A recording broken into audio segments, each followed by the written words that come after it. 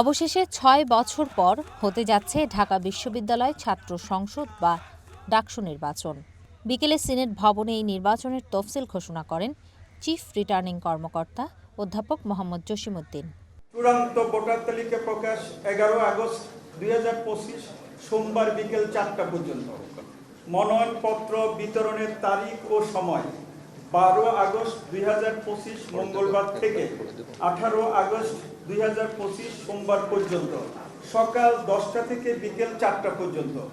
মনোনয়নপত্র গ্রহণের সর্বশেষ তারিখ ও সময় ১৯ আগস্ট ২০২৫ মঙ্গলবার বেলা ৩টা পর্যন্ত। আগামী ৯ সেপ্টেম্বর নির্বাচনের দিনই প্রকাশিত হবে এর ফলাফল। এখন পর্যন্ত এই নির্বাচন নিয়ে কোনো চ্যালেঞ্জ নেই বলে জানালেন অধ্যাপক জসিমউদ্দিন।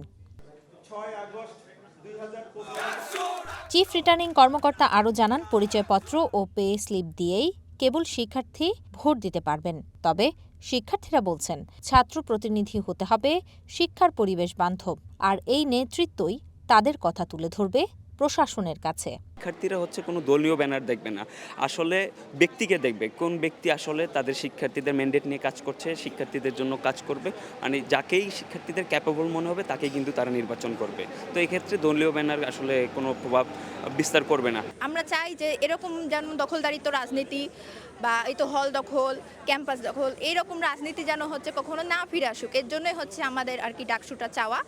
আর ক্যাম্পাসে যেহেতু সকল রাজনীতি চলছে, বা আমার মনে হয় যে ডাকসু হলে সেটা ডাকসুটাই হবে আর কি শিক্ষার্থীদের রাজনীতি। এবারে ডাকসু নির্বাচনের প্রচারণায় ব্যবহার করতে হবে সাদা-কালো পোস্টার, লিফলেট আর হ্যান্ডবিল।